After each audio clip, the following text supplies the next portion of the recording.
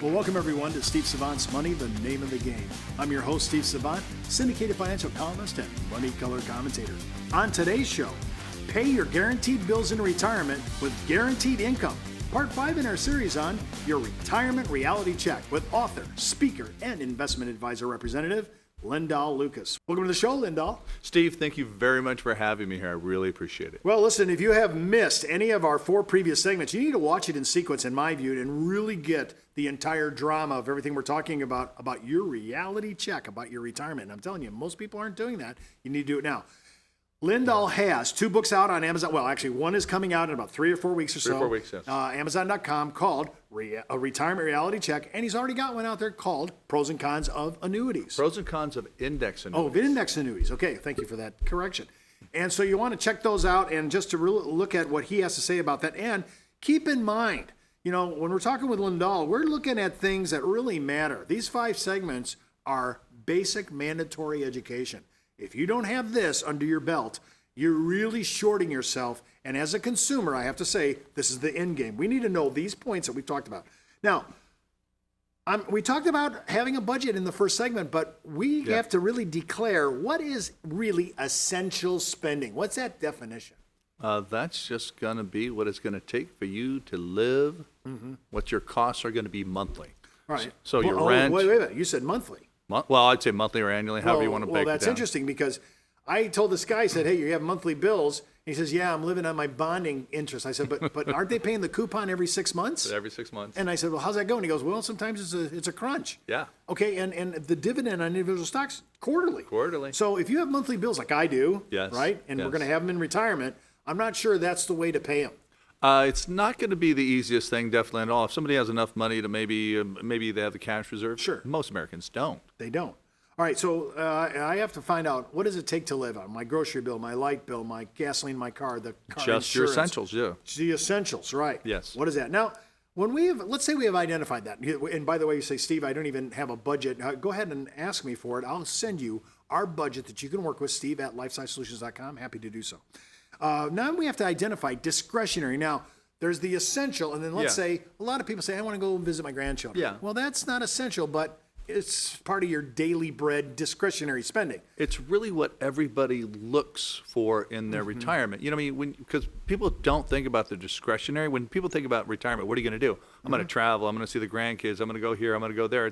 It's almost like these are all the fun things I'm going to do. But the truth of it is you have to lock down the essential. And then your discretionary, those are the things that, hey, do I have enough money to be able to accomplish these goals? So this is a mandatory issue, both the essential Absolutely. and your discretionary spending. Yeah, unless you don't want to have any really kind of retirement. And listen, I just want to say a word to some of my friends. Let me say, so listen, enjoy your retirement. You're actually living on mac and cheese so you can bless your children. I want you to have a good retirement. Spend a little. Go some of the places that Lindahl tells his people to go to. I want to go. I'm going to Europe next year. I want to do things like Absolutely. And that's what retirement's about. One of my clients actually, they came into my office for the first time, and I said, well, how can I help you? They go, I just don't want to eat dog food. Really? Right. And they heard horror stories about that. We sat down with them. We designed a retirement plan for them that made sense, and it allowed them to accomplish all of their goals. So they were extremely happy. But I just remembered that first sentence. And you just said something that's provocative.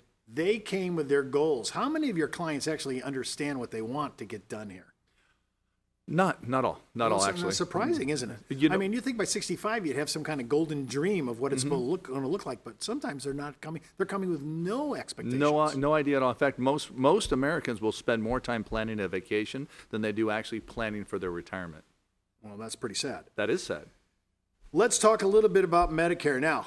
About 6 to 9 months before, maybe even longer, you're going to start getting bombarded with mailers that says, hey, listen, Medicare coming up, and you might need a Medicare gap policy. That's why they send them out. Exactly. So I did. I got bombed. I mean, I thought I was a geriatric already. They're sending me this in email. Hey, Medicare is coming. I thought it was a death warrant, Yeah. And so I'm looking at this now. They say they got, help me here, 3 months before I turned 65. Yes.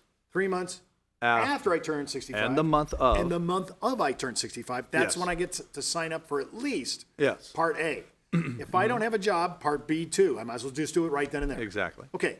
Now, today, if I don't do it in that 7-month period, you told me There's a penalty. there's a penalty for There's a this. penalty. So every time I tell people, hey, listen, you know Medicare's coming. You've seen all the stuff on the television. Yes, you're turning 64. Now you're within striking range of 65. Please wake up to the reality that you got 7 months to get this done without a penalty. And let me tell you, every year that you wait, the penalty gets bigger. Absolutely. All right. Now, let's say I sign up. I'm done. Well, the A Medicare I saw Yes. was free, but then I got a bill Part B. for Part B. Exactly. Now, my adjusted gross income has to be at a certain rate for me to pay $134. But I did not realize this. Linda, you said they went back 2 years They go back 2 years. It's a means test. for my income. Exactly. And if I would have done good thing I understood that at the time, because I leveled my income out, Yeah. knowing that was going to happen because I don't want to pay more. You are ahead of the curve because Okay. most people don't do They that. don't. So check this out. You're going to have to get up to speed on this so that you don't walk in there. I have a client paying $170 something a month. He could have been paying $134 if he just would have altered his income, and he could have done something and deferred it. Okay. So remember, that's an issue. And then people say, well, Plan B doesn't cover everything. Oh, no, it doesn't. There's a gap policy. There's Medigap that you can get as well. Okay, some of it, but in my state, depending upon your alternative, I chose the plan that didn't cost any premium. Yeah. Now, yeah. now, they have some of those. Right. Now, I'm on the hook for $4,900 for me and $4,900 for my wife. For your But I paid deductible. and that's if I don't, that it pays and takes care of that issue without me paying a premium. But some people say I don't feel comfortable with that, so you might need to get a Medigap payment as well. Exactly. A premium as well. Exactly. To take up the difference that Medicare B, if I understood you correctly, doesn't pay. Exactly.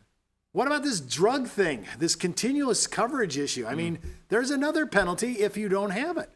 The government just seems to have a penalty for about everything out there. So, just making my clients aware of what's out there, what they can get, what they need to get, what they need to sign up for in a timely manner, or that way they don't get the penalty. Those are the things that we really look at. We look at all aspects of retirement when I sit down with my clients. So Medicare is part of that. Absolutely. Okay, and for you that don't know this, of course, if you're taking Social Security and you're coming due with Medicare, they'll just deduct it from your Social Security check. You're not going to get your Social Security and then you have to pay. No. Okay, assessing your long-term care costs. Well, let me tell you something. The predator of time is walking even on the Savant. So I am looking at long-term care. I have full coverage, but not everybody can get coverage. So the younger you can obtain long-term care coverage, this is the time At a lower to do cost. it. At a lower lower cost. cost, right? Yeah. Talk to me a little bit about your health and family history when it comes to long-term care. Well, that's probably one of the biggest things that people really need to take a look at. You need to go back and look at your family tree. Your mother, your father, your grandparents, maybe how was their health? How long did they live? You want to avoid something called a spend down, and the spend down is pretty much where your money is just being depleted because you're paying for medical bills. So if you had a long-term care policy, that would really help out. But you really need to take into consideration, ahead of time. I've had a lot of clients actually really just be very proactive about that, but they'll pick up a long-term care policy that helps them pay for those health care costs, the medical costs, through that policy, and you can get them taken care of tax-free as well. Well, just remember that Steve Savant does not want to go to a nursing home, so I made sure my policy, long-term care contract, really had a good definition of assisted home living. And I bought my final home with a wide hallway, single level. I anticipate because I'm doing what you've told me to do. Again, smart. Okay, so we're doing all these things. These are just some of the things that you need to check on and really think about when we're talking about having a retirement reality check.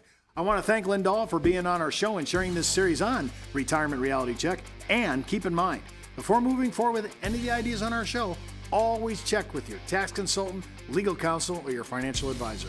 You've been watching Steve Savant's Money, the name of the game.